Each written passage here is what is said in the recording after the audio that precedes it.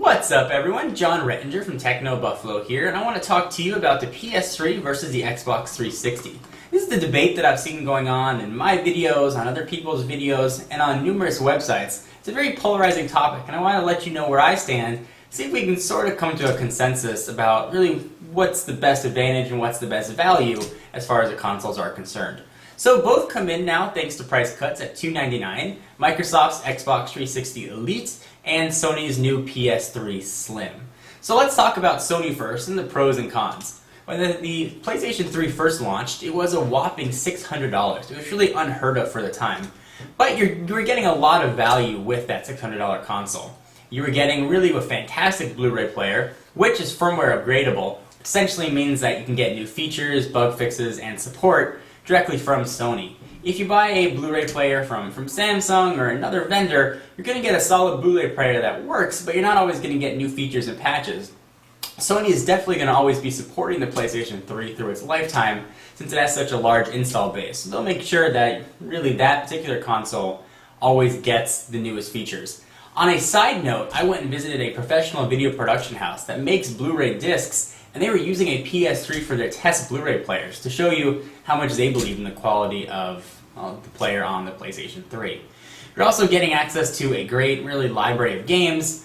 Back when the PS3 first launched, you were getting backwards compatibility with the PS2 and PS1. You were getting card readers and 4 USB ports. Well, flash forward to now, those 4 USB ports are 2, and those card readers are gone. But you are getting a very slim console. You're getting still a great Blu-ray player. You're getting, again, access to a great cache of games.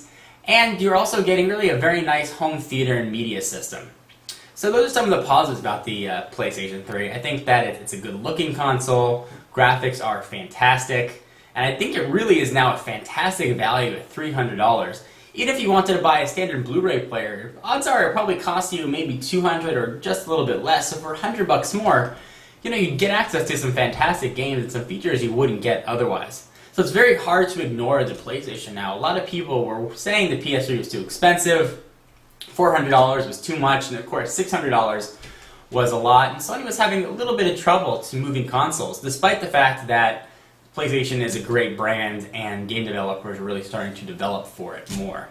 So on the downside of the PS3, I think the online experience, the PlayStation Network, really is not up to par with that of the Xbox 360.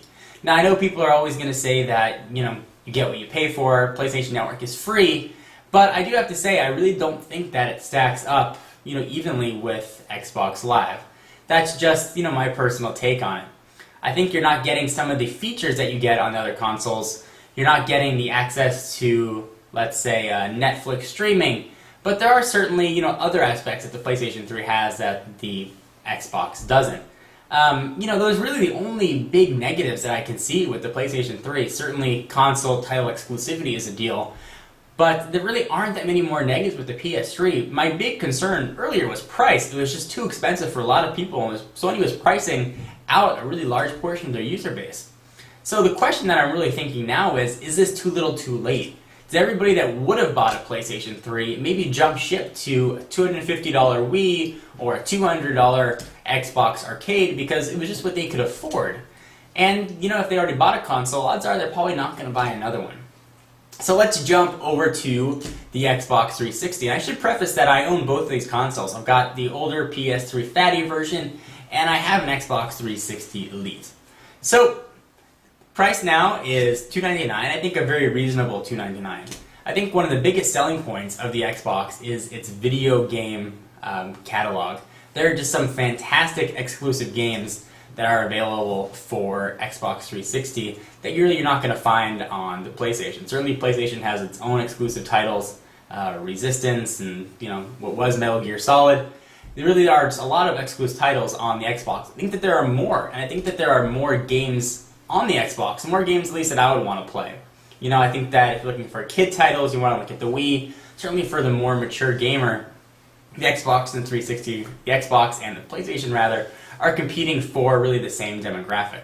So you're getting now not a Blu-ray player, but you are getting, a standard DVD player. You're getting access to Xbox Live, which I really think is the built the big key to the Xbox. I think it's a fantastic experience.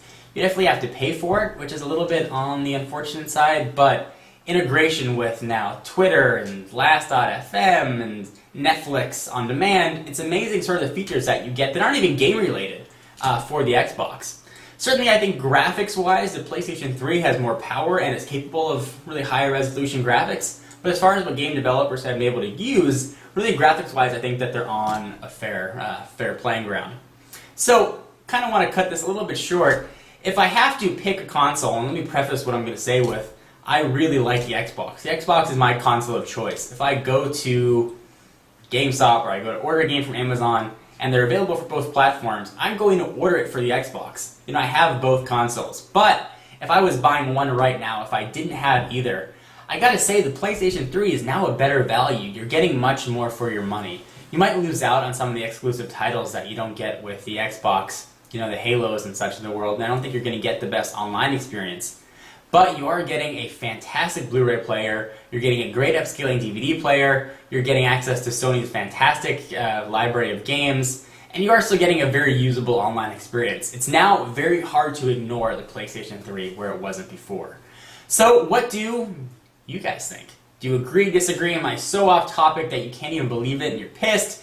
Or do you completely fall in line with what I'm saying? Video response, text down below. I'd love to hear what you guys have to say.